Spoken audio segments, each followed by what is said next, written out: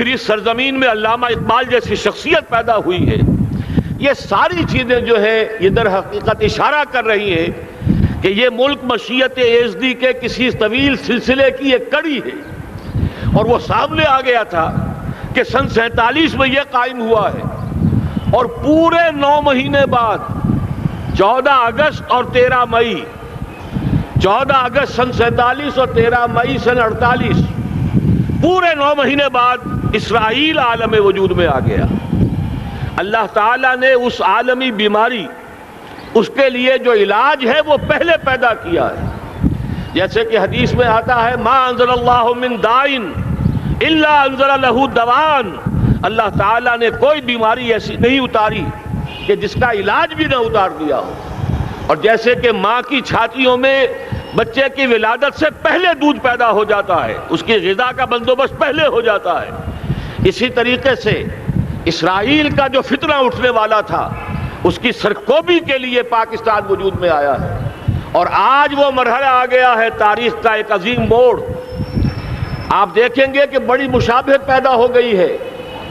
ایک طرف بظاہر امریکہ کی مرضی کے خلاف اسرائیلی وزیر اعظم نتن یاہو وہ بڑا ایک غرور کا اور بڑے تکبر کا مظاہرہ کر رہا ہے، اور وہ پورا پیس پروسیس جس پر نہ معلوم کتنا وقت صرف ہوا تھا، کتنی محنتیں ہوئی تھیں، کتنے راؤنڈز آف ٹاکس ہوئے تھے، کبھی واشنگٹن میں ہوئے ہیں، کبھی اوسلو طرز کا کوئی معاہدہ ہوا ہے، کبھی پھر اور اس کے بعد پیشی ہوئی تھی میڈرڈ کے اندر بھی، لیکن وہ سارا پیس پروسیس جو ہے اس کی دھجیاں کر رہا ہے.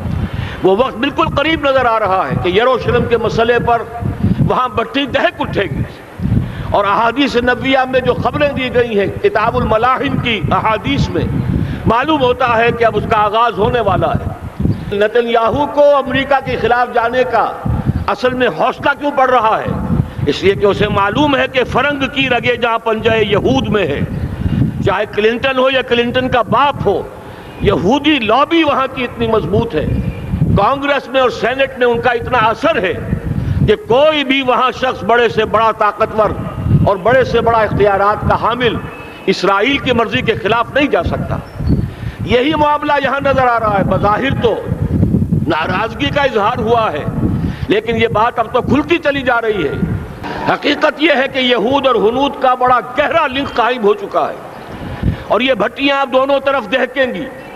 میں اس سے پہلے بارہا کہہ چکا ہوں، ملت اسلامیہ تقریباً 150 کروڑ افراد پر مشتمل ہے، لیکن اس میں سے تقریباً 20 کروڑ عرب ہیں. ان کو اللہ نے خصوصی فضیلت دی تھی. یہ تھے کہ جن کی زبان میں قرآن نازل ہوا، خود محمد عربی صلی اللہ علیہ وسلم عرب تھے، انہیں جو فضیلت عطا کی تھی. لیکن بدقسمتی سے اس دور میں آ کر بھی انہوں نے آزادی حاصل کرنے کے بعد بھی اپنا قبلہ درست نہیں کیا. کسی نے ماسکو کی طرف رخ کیا، کسی نے واشنگٹن کا رخ کیا، اللہ اور اس کے رسول کی طرف رخ نہیں ہوا. واقعہ یہ ہے کہ مجرم ہیں. دوسرے بڑے مجرم 150 کروڑ میں سے 10% یہ 15 کروڑ مسلمان ہیں. حالیہ جو سینسس ہمارا ہوا ہے اس کے بعد اندازہ ہو رہا ہے کہ یہاں کی آبادی 15 کروڑ ہو چکی ہے. 10% امت مسلمہ کا مسلمانان پاکستان ہے. اور یہ اس اعتبار سے کہ اسلام کے نام پر ملک بنا کر نصف صدی گزار چکے، لیکن یہاں پر اسلام کا بول بالا نہیں ہوا، کتاب و سنت کی بالا دستی کر اعلان نہیں ہوا. دستور میں ساری اسلامی دفعات موجود، لیکن اس کے ساتھ ہی ایسے خلا موجود، چور دروازے موجود کہ کوئی دفعہ بھی مؤثر نہیں ہے. یہ منافقت کا پلندہ لے کر ہم چل رہے ہیں اس دستور کو، اس دستور مملکت پاکستان کو. لہذا واقعہ یہ ہے کہ یہ بھٹی جو ہے اب ہماری آزمائش کے لیے آگ آد ابراہیم ہے، نمرود ہے. کیا کسی کو پھر کسی کا امتحان مقصود ہے؟ اس لیے میں نے وہ آیت بھی آپ کو سنائی، وَلَنَّبْلُوَنَّكُمْ بِشَيْءٍ مِّنَ الْخَوْفِ وَالْجُوعِ. آج کی صورتحال پر غور کیجئے، کس درجے یہ الفاظ ہمارے جو ہیں وہ ثابت ہو رہے ہیں اور جس اپلائی ہو رہے ہیں. ایک خطرہ پیدا ہو چکا ہے.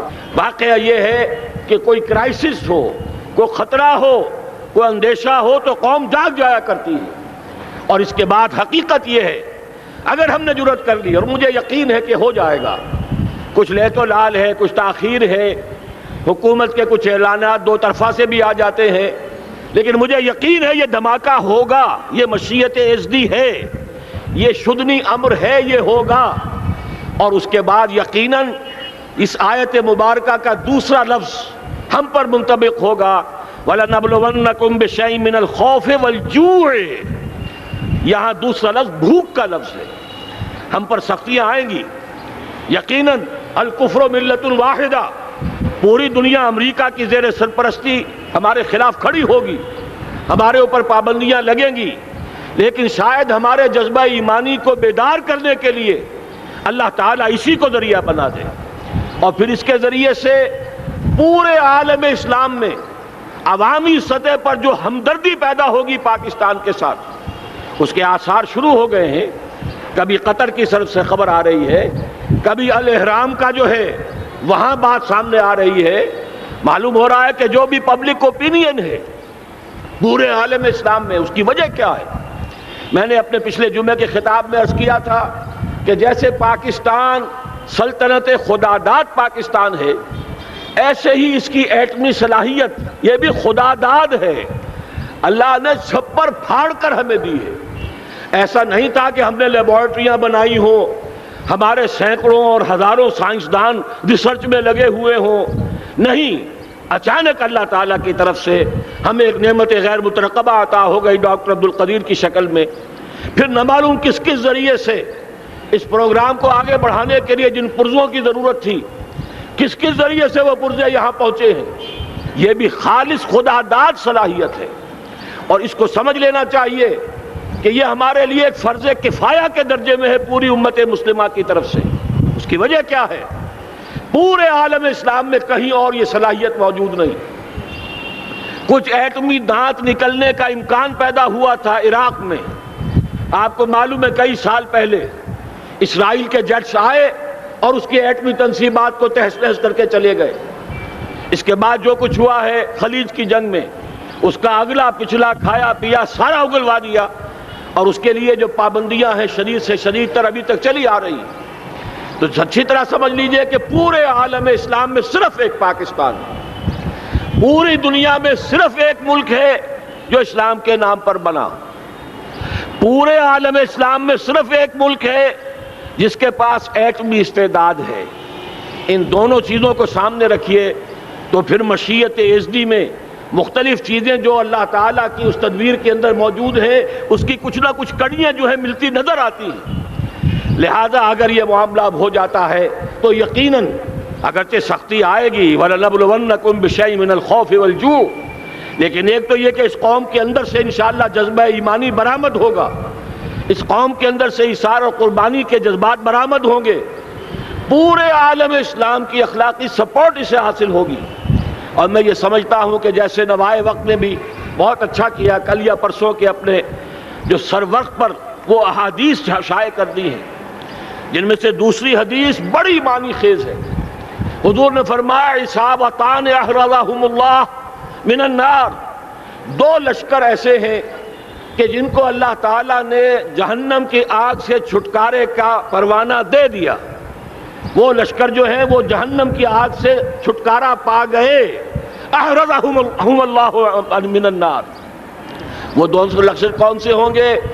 اصابت یغزو الہند، ایک وہ کہ جو ہندوستان پر حملہ آور ہوگا، اور دوسرا وہ جو حضرت مسیح علیہ السلام کے ساتھ جبکہ ان کا نزول ہوگا، اور اللہ تعالیٰ ایک مجدد، اس آخری دور کے مجدد کی حیثیت سے حضرت مہدی کو بھی ہمارے درمیان میں سے اٹھائے گا، اور پھر جو آخری فیصلہ کن جنگ ہوگی الملحمۃ العظمیٰ، اس کے لیے یہاں سے فوجیں جائیں گی ان کی مدد کے لیے۔ اب ان دونوں فوجوں کو ایک حدیث میں جمع کرنے سے اندازہ کر لیجئے کہ اس کا مطلب کیا ہے۔ یہ علاقہ پاکستان اور اس سے ملحق افغانستان، یہ علاقہ ہے کہ جو اسلام کا گہوارہ پہلے بنے گا، یہاں سے فوجیں جائیں گی، اور دائیں بھی اور بائیں بھی، مشرق میں بھی اور مغرب میں بھی، اور یہیں سے انشاءاللہ تعالی اسلام کا جو عالمی غلبے کا جو وعدہ ہے اللہ کا، کی خبر دی ہے محمد الرسول اللہ صلی اللہ علیہ وسلم نے لا يبقى على الارض بیت وبر ولا مدر الا ادخلہ اللہ کلمۃ الاسلام، اس روئے ارضی پر کوئی گھر بچے گا نہ خیمہ بچے گا جس میں اللہ تعالیٰ کلمہ اسلام کو داخل نہ کر دے۔ وہ حدیث کے جس کے بارے میں فرمایا گیا، حضور نے ارشاد فرمایا، حضرت ثوبان سے روایت ہے کہ اللہ تعالیٰ نے میرے لیے ساری زمین کو سمیٹ دیا۔ ان اللہ زوالی الارض فرأیت مشارقہا و مغاربہا، میں نے اس زمین کے سارے مشرق دیکھ لیے، سارے مغرب دیکھ لیے، لیکن یہ جان لو ان امتی سیبلغ ملکہا ما ذوی لی منہا، میری امت کی حکومت ان تمام علاقوں پر قائم ہو کر رہے گی جو پوری زمین کو لپیٹ کر مجھے دکھا دیے گئے۔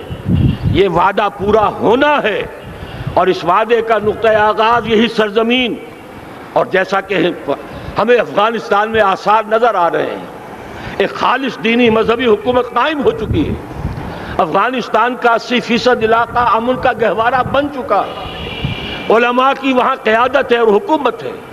یہ پاکستان اور افغانستان مل کر، جیسا کہ آپ کو یاد ہوگا میں نے جب تجویز پیش کی تھی کہ حکومت پاکستان فوراً تسلیم کرے طالبان کو، اللہ کا شکر ہے، میں یہ نہیں کہتا کہ میرے کہنے کی وجہ سے ہوا، لیکن بہرحال اللہ کا فضل ہوا کہ چند دن کے بعد ہی حکومت پاکستان نے تسلیم کر لیا طالبان کی حکومت کو۔ میری دوسری تجویز ابھی پینڈنگ ہے، پاکستان اور افغانستان کا کے درمیان کانفیڈریشن قائم کیا جائے۔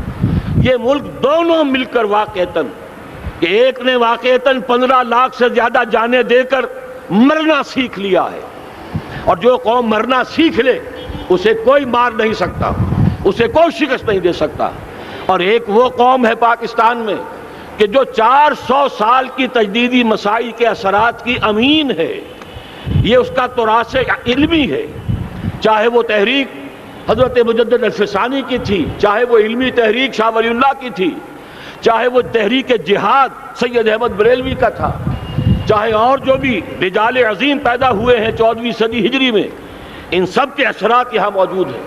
یہ چیزیں مل کر وہ طاقت بنے گی کہ یہاں سے اسلام پھر پھیلے گا، مشرق کی طرف بھی مغرب کی طرف بھی۔ اصابۃ تغزو الہند و اصابۃ مع عیسیٰ ابن مریم، یہ چیزیں جو ہونی ہیں الحمدللہ میں سمجھتا ہوں کہ اب تیزی کے ساتھ حالات اس رخ پر جا رہے ہیں۔ کہیں فرمایا ان ینصرکم اللہ فلا غالب لکم، اگر اللہ تمہاری مدد کرے تو کوئی تم پر غالب نہیں آ سکتا، وَإِن یخذلکم، اور اگر خدا نہ خواستہ اللہ تعالیٰ ہی اپنی مدد تم سے کھینچ لے، واپس لے لے، سلب کر لے، ان یخذلکم، تمہیں چھوڑ دے، فمن ذا الذی ینصرکم من بعد، تو پھر کون ہے جو تمہاری مدد کر سکے گا۔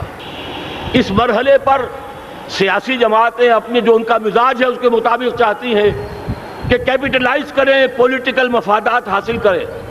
بہرحال میرے نزدیک ایک کنسنسس ہونا چاہیے، ایک نقطے کا دھماکہ ہونا چاہیے، اور نمبر 2 اللہ اور اس کے رسول کے ساتھ صلح اور اللہ کی مدد کی ضمانت حاصل کرنے کے لیے کتاب و سنت کی ٹوٹل بالادستی، پورے دستور پاکستان میں کوئی شے اس کے منافی ہو اس کو نکال کر باہر کر دیا جائے، نفاق سے پاک کر دیا جائے۔ جیسے دعا ہے اللہم ربنا طہر قلوبنا من النفاق، اسی طرح دعا مانگیے کہ اللہ ہمارے ملک کے دستور کو نفاق سے پاک کر دے، اور وہ ساری ترامیم جن کا کہ ہم نے ایک مہم بھی چلائی تھی، وہ ترامیم جس کا تقریباً وعدہ کیا تھا نواز شریف صاحب نے، جس کے لیے 2 مرتبہ ایک محفل میں کہا تھا راجہ ظفر الحق صاحب سے کہ راجہ صاحب پھر تیاری کیجئے اور دستور کی ترمیم کا بل تیار کیجئے، لیکن یہ کہ معلوم ہوتا ہے کوئی بڑا ہاتھ ایسا تھا جس نے روک دیا ہے۔ یہی ہاتھ ہے جو آج ہمیں ایٹمی دھماکہ کرنے سے روک رہا ہے۔ ہمیں چاہیے کہ یہ دونوں دھماکے بیک وقت کریں، اور ان دونوں دھماکوں کے بعد پھر چاہے دنیا کی کوئی طاقت ہماری دشمن بن جائے، ہمارے لیے اللہ تعالیٰ کی مدد و نصرت ہوگی۔ وَلَنَبْلُوَنَّكُمْ بِشَيْءٍ مِّنَ الْخَوْفِ وَالْجُوعِ وَنَقْصٍ مِّنَ الْأَمْوَالِ وَالْأَنفُسِ وَالثَّمَرَاتِ وَبَشِّرِ الصَّابِرِينَ الَّذِينَ إِذَا أَصَابَتْهُم مُّصِيبَةٌ قَالُوا إِنَّا لِلَّهِ وَإِنَّا إِلَيْهِ رَاجِعُونَ۔ تو قوم انشاءاللہ تعالی، میں یہ سوچا کرتا تھا قوم مردہ ہے، بے حس ہو چکی ہے، دین سے عام طور پر بیزاری پیدا ہوتی جا رہی ہے، جو ہمارے دینی قیادت ہے اس سے بھی لوگوں کے اندر مایوسی پیدا ہو رہی ہے۔ کیسے ہوگا؟ میں نے بارہا کہا جب میں یہ شواہد دیکھتا ہوں جو حدیث میں ہے، جس کی خبریں دی گئی ہیں، 400 سال کی تاریخ دیکھتا ہوں، تو مجھے پاکستان کا مستقبل بہت شاندار نظر آتا ہے۔ یہ تو مشیت ایزدی میں کسی بہت اہم رول کو پلے کرنے کے لیے قائم ہوا ہے۔ جب میں زمینی حالات کو دیکھتا ہوں تو مایوسی ہوتی ہے، لیکن میں یہ سمجھتا ہوں کہ وہ وقت آ گیا ہے کہ جس میں یہ قوم جھنجھوڑی جائے۔ ایک دفعہ کا یہ جھنجھوڑا جانا انشاءاللہ تعالی ہمارے بہت سے دل اندر دور کر دے گا۔ آخر چینی کیا تھے؟ ایک 10 صدی پہلے کے چینی افیمی قوم آج کہاں سے کہاں پہنچ گئی ہے۔ ہمارے اندر بھی چاہے یہ کہ اوپر راکھ ہے، اندر چنگاریاں ہیں، ان چنگاریوں کے بھڑکنے کا وقت آ گیا ہے، اور انشاءاللہ العزیز اسی ایٹمی دھماکے سے اس پورے عمل کا جو ہے آغاز ہو جائے گا، جس سے یہ سرزمین پاکستان اسلام کا گہوارہ بنے، اور پھر یہاں سے پوری دنیا میں اسلام کے غلبے کی جد و جہد کا آغاز کیا جائے۔ بس میں اسی پر اکتفا کر رہا ہوں۔